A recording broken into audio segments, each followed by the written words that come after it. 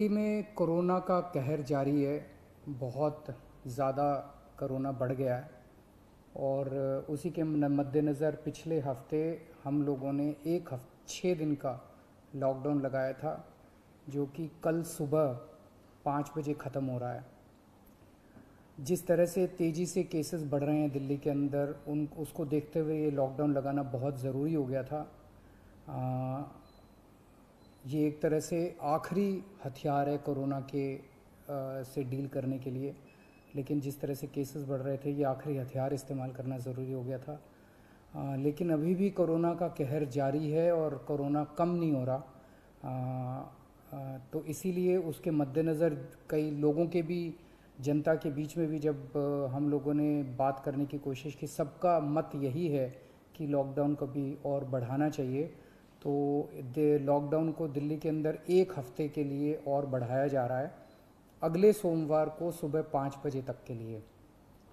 इस दौरान हमने देखा, लॉकडाउन के दौरान, की संक्रमण दर, पॉजिटिविटी रेट जिसको कहते हैं, ये लगभग 36-37% तक पहुंच गई। आज तक इतनी संक्रमण दर हमने दिल्ली में तो नहीं देखी, बाकी दुनिया भर में हो सकता हुई हो कहीं पे, लेकिन 36-37% तक संक्रमण दर पहुंच गई। पिछले 1-2 दिन से थोड़ी सी कम हुई है, आज 30 के नीचे आई है, 29 पॉइंट कुछ आई है। मैं ये नहीं कह रहा कि कोरोना ख़त्म होने की दिशा में जा रहा है, लेकिन ये अभी तथ्य हैं। अभी और कुछ दिन देखना पड़ेगा, हो सकता है बढ़ जाए, हो सकता है कम हो, लेकिन हम भगवान से प्रार्थना करते हैं कि कोरोना से हम लोगों को मुक्ति मिले।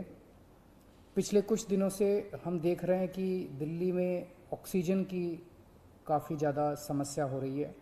दिल्ली में ऑक्सीजन की काफ़ी कमी महसूस हो रही है।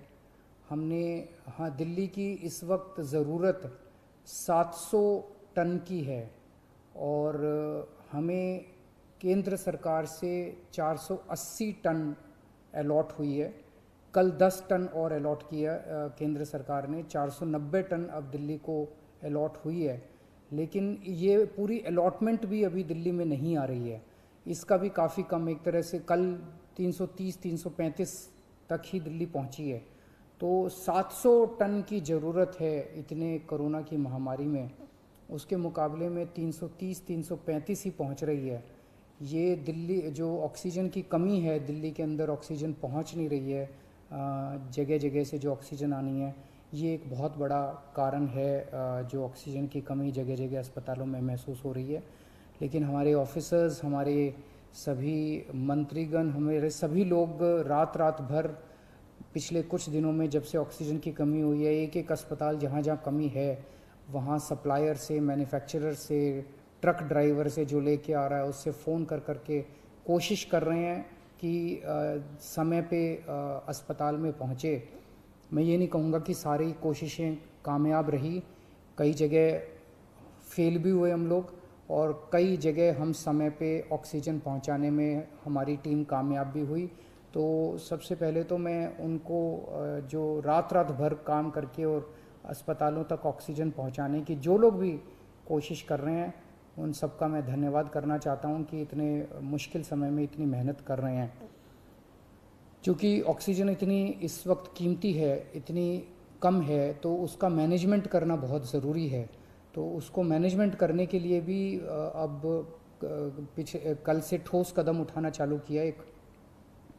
हमने एक वो पोर्टल टाइप बनाया है और ऑर्डर जारी कर दिए गए हैं, जिसमें हर 2-2 घंटे में मैन्युफैक्चरर से लेके और अस्पताल तक, एंड यूज़र तक, हर एक को 2-2 घंटे के अंदर अपनी ऑक्सीजन की पोजीशन बतानी पड़ेगी।